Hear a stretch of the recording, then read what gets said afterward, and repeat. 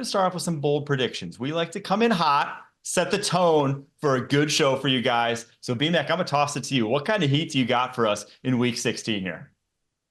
I got a big bowl of fire for you guys in terms of heat. You talk about being bold. Well, my bold prediction will involve a player making his very, very first professional start in Michael Penix Jr. Of course, we all heard the news.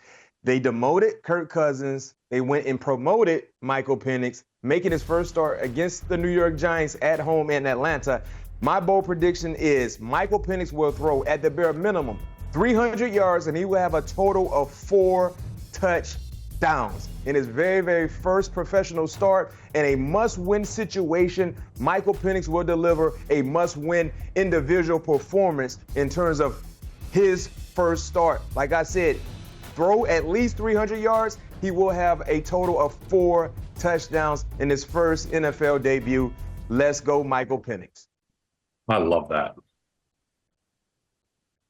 Mike, what you got for your bold prediction, man? Well, I was gonna react to B-Max because he did. Okay. He set the tone. He came out hot, and we obviously everyone knows Michael Penix Jr. making his first start. That's hot. I love it because this is an offense that has been on the precipice of getting to that elite status all year. Like, the talent is there. When you watch how Zach Robinson schemes it up, I think he's been tremendous in doing so all year long. But just he's been hampered by the fact that there are areas of the football field for this Atlanta Falcons offense that are just off limits with Kirk Cousins and his arm strength. And there are plays in the playbook that without his mobility are also off limits. So you go from one of the weak quarterbacks in the NFL to now one of the strongest in Michael Penix Jr. I know it looks funky as a lefty, but the dude's got a cannon. You go from one of the most immobile quarterbacks in the NFL in Kirk Cousins to a guy who ran a 4.58 at his pro day in Michael Penix Jr. There are options now in this offense that just weren't available. And with all these rookie quarterbacks having success early on, and one of them I'll get to in my bold prediction, but Michael Penix Jr. played the most ball of them. He was a 6-year guy in college. All the other guys were 5 years, 4 years, 3 years. He was there for 6 years, whether it's at Indiana, Washington, and is now marinated on the bench in this offense for 15 weeks. I think he hits the ground running. Now, will it be 304 touchdowns? I'm not sure I'm ready to go that far, but I think this offense looks considerably better, I'll say, with Michael Penix Jr. at the helm. What do you think of that, Kyle? Mike, I mean, first off, B-Mac, that's fantastic. That's how you get things started with a bold prediction. I can't wait to see this Atlanta offense with Michael Penix Jr. And we've talked about the arm deficiency there with Kirk Cousins as being the thing that's really holding this offense back. But I love what Mike touched on there with the mobility of Michael Penix Jr. Because as an offensive lineman, I understand that if there is that certain statuesque quarterback back there at the quarterback position, you're not going to be able to have all of the protections, the movement protections at your disposal. You get Michael Penix in there, you can really give hard action to one side of the line of scrimmage. You can make the defense feel you. And there's always that threat of Michael Penix booting out, getting outside. And also being a left-hander, everything's backwards for the defense, B-Mac. You understand that. For righties, you understand they're going to leak out to the offense's right. But with this left-handed quarterback, you're going to be looking at unique launch points. I fully anticipate Michael Penix having a really good first outing. All right, I'm going to go to my next because, like I said, it also involves a rookie quarterback. I think Caleb Williams against the Detroit Lions has the best game of his NFL career. 2 reasons for this, 2 big ones. First one, obviously, we know the Detroit Lions and their injury issues. I'm going to go ahead and read to you guys the sheer number of guys missing from this Detroit Lions defense. It started off with John Kaminsky. He was the first one to hit IR, one of their defensive linemen. Then Marcus Davenport, Derek Barnes, Alex Anzalone, Enes Rakestraw, Malcolm Rodriguez, Carlton Davis now, Aleem McNeil, Aiden Hutchinson, Mekhi Wingo. It's unbelievable. You cannot overcome what they have on that side of the football. We saw it last week against the Buffalo Bills.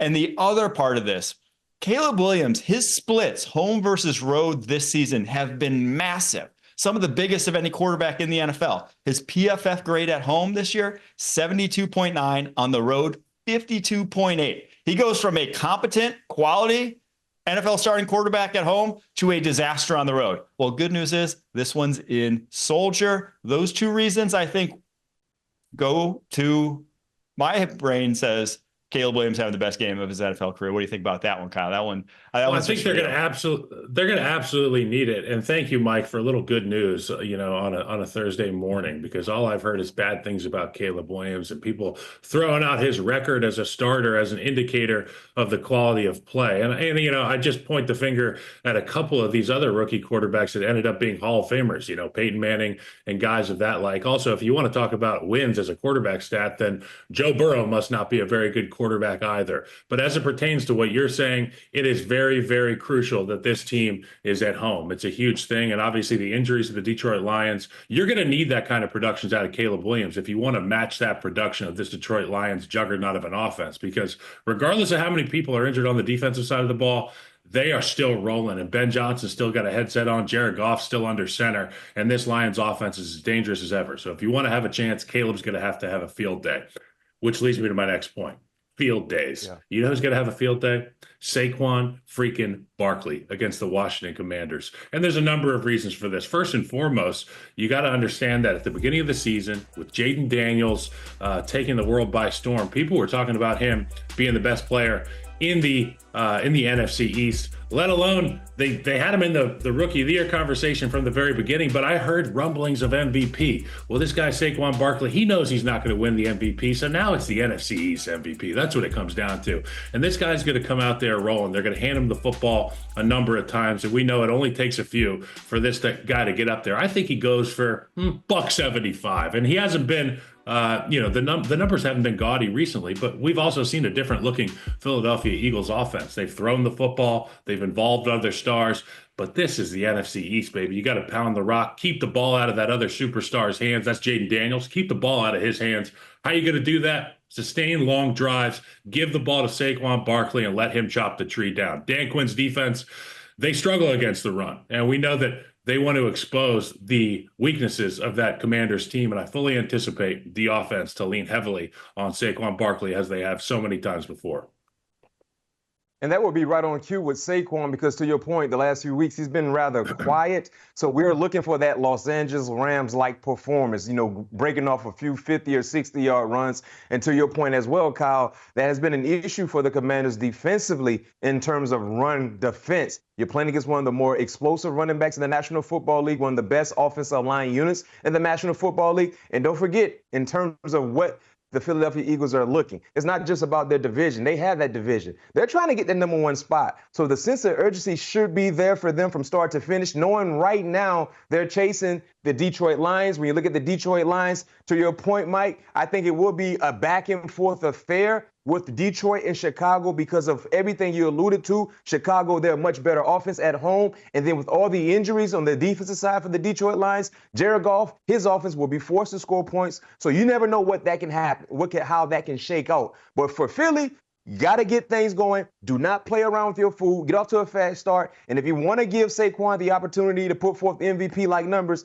he is ready to do so. So I'm right there with you, Kyle.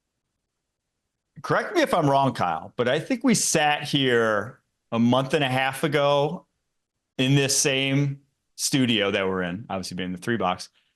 And you said that Saquon was going for 175 against the Washington Commanders. That was your bold prediction. And I laughed at it. I said, 175? What did he have, Mike? He's going to go. What did he have, Mike? He was at like 140 midway through the fourth quarter. And I'm over here texting you like, oh my God, sweating that one. He ended up with 146 in that game against the Washington Commanders.